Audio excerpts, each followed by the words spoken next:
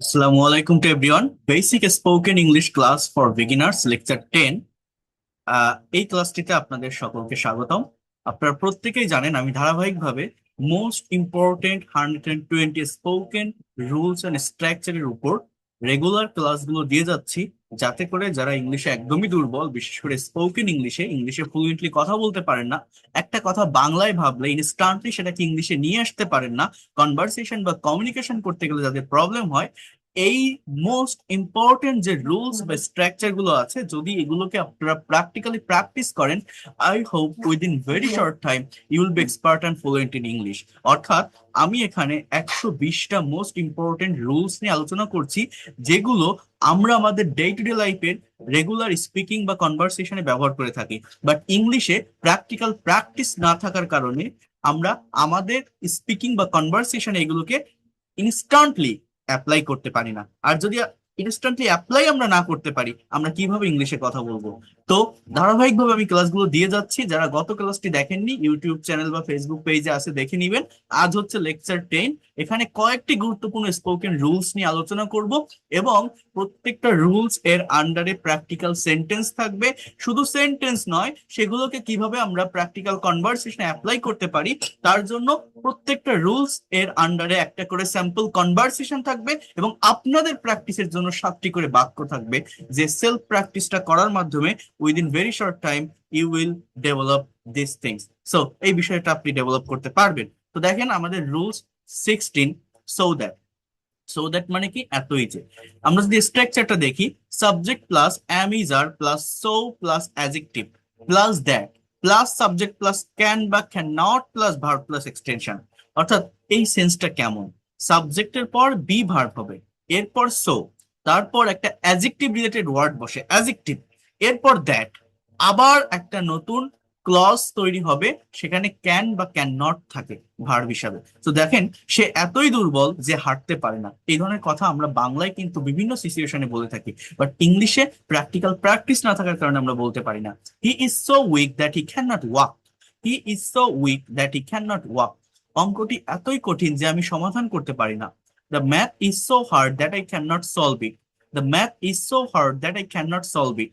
লোকটি এতই গরিব যে খাবার কিনতে পারে না।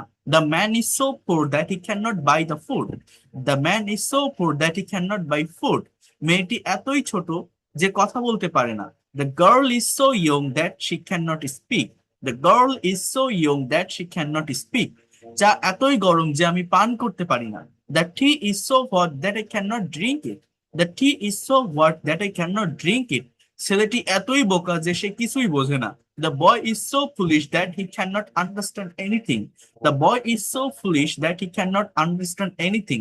ব্যাগটি এতই ভারী যে আমি বহন করতে পারি না। The bag is so heavy that I can not carry it. The bag is so heavy that I can not carry it. আকাশ এতই মেঘলা যে সূর্য দেখা যায় না। The sky is so cloudy that we can not see the sun. সে এতই অসুস্থ যে সে স্কুলে যেতে পারে না। He is so weak, so sick that she can not go to school. বইটি এতই দামি যে আমি কিনতে পারি না। The book is so expensive that I can not buy it. তাহলে এইভাবে কিন্তু আমরা এই স্ট্রাকচারটি ব্যবহার করতে পারি। এবার কিভাবে প্র্যাকটিক্যাল কনভারসেশন প্র্যাকটিস করা যায় এই স্ট্রাকচারটি দিয়ে, আমরা একটু সেটা দেখব। যেমন দেখেন, নাদিম অ্যান্ড হাসান, গ্রীষ্মের গরম এবং কঠিন কাজ নিয়ে দুই সহকর্মীর ভিতর কথোপকথন হচ্ছে।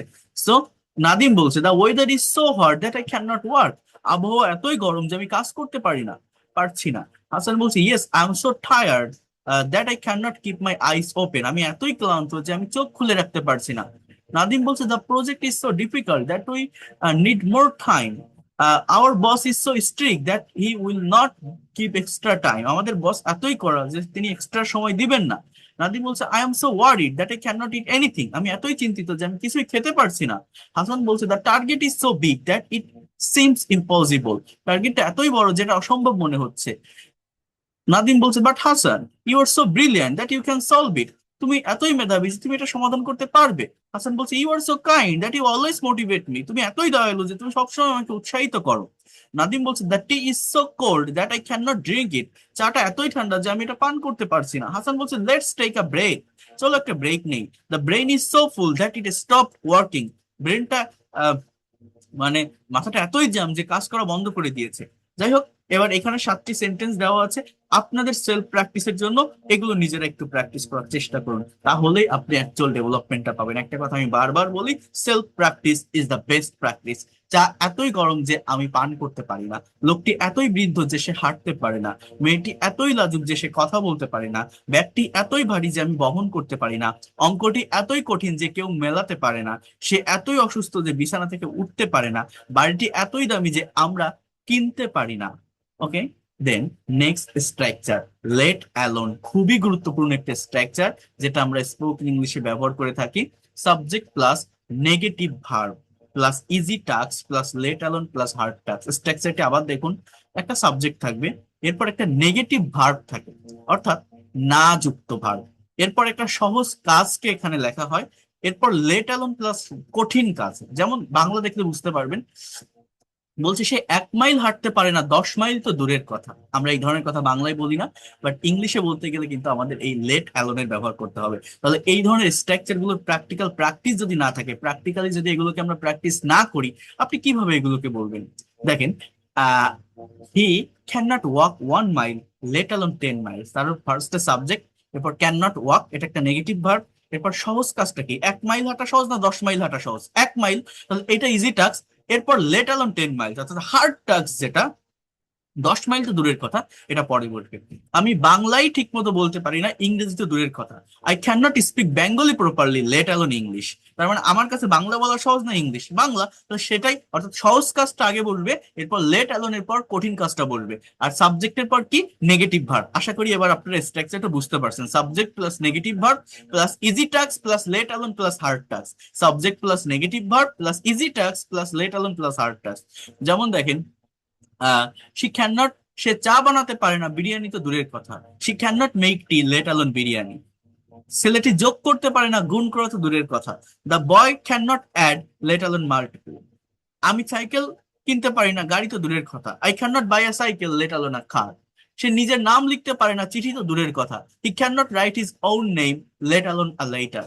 মেয়েটি একা বাইরে যেতে পারে না, বিদেশে যাওয়া তো দূরের কথা। The girl can not go out alone, let alone go abroad.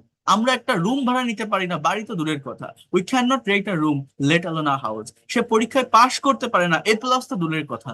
He will not be able to pass the exam, let alone gate A plus. আমি তাকে চিনিই না, তার সাথে বন্ধুত্ব তো দূরের কথা। I don't even know him, let alone be friends with him. তো এইভাবে আপনারা এটা করতে পারেন। এবার দেখেন একটা প্র্যাকটিক্যাল কনভারসেশন, কারো অক্ষমতা বা পরিস্থিতি নিয়ে আলোচনা, জামাল এবং কামাল। কামাল বলছে, ক্যান ইউ লেট মি 5,000 টাকা? তুমি কি আমাকে 5,000 টাকা ধার দিতে পারবে? জামাল বলছে, আই ডোন্ট হ্যাভ 1,000 টাকা, 100 টাকা, লেট অ্যালোন 5,000। আমার কাছে 100 টাকাই নেই, 5,000 টাকা তো দূরের কথা। কামাল বলছে, really, did you ask Rahim for help? তাই, তুমি কি রহিমকে সাহায্যের জন্য জিজ্ঞাসা করেছিলে? জামাল বলছে, he won't give me a glass of water, let alone money. সে আমাকে এক গ্লাস পানিও দিবে না, টাকা তো দূরের কথা। কামাল বলছে, then how will you buy the car? তাহলে তুমি কিভাবে গাড়ি কিনবে? জামাল বলছে, I can't buy a bicycle, let alone car. আমি একটা সাইকেল কিনতে পারছি না, গাড়ি তো দূরের কথা। কামাল বলছে, what about the driving test tomorrow? আগামীকালে ড্রাইভিং টেস্টের কি হবে? জামাল বলছে, I can't start the engine, let alone drive. আমি ইঞ্জিন স্টার্ট করতে পারি না, চালানো তো দূরের কথা। কামাল বলছে, you should talk to the manager in English.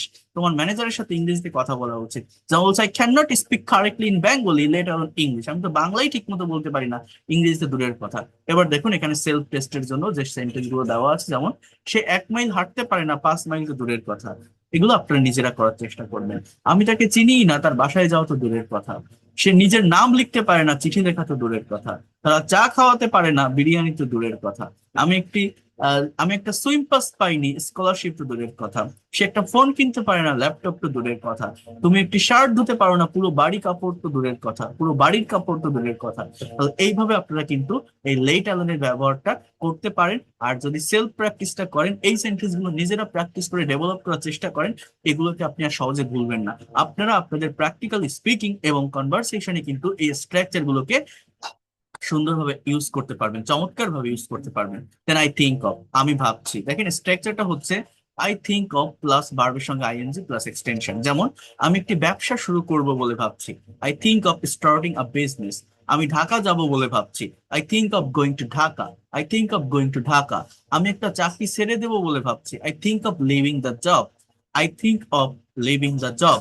আমি তাকে সত্যিটা বলবো বলে ভাবছি। I think of telling him the truth. I think of telling him the truth. আমি একটি নতুন ফোন কিনবো বলে ভাবছি। I think of buying a new phone. I think of buying a new phone. আমি আজ রাতে বিরিয়ানি রান্না করব বলে ভাবছি। I think of cooking biryani tonight. I think of cooking biryani tonight. আমি ইংরেজি শিখবো বলে ভাবছি।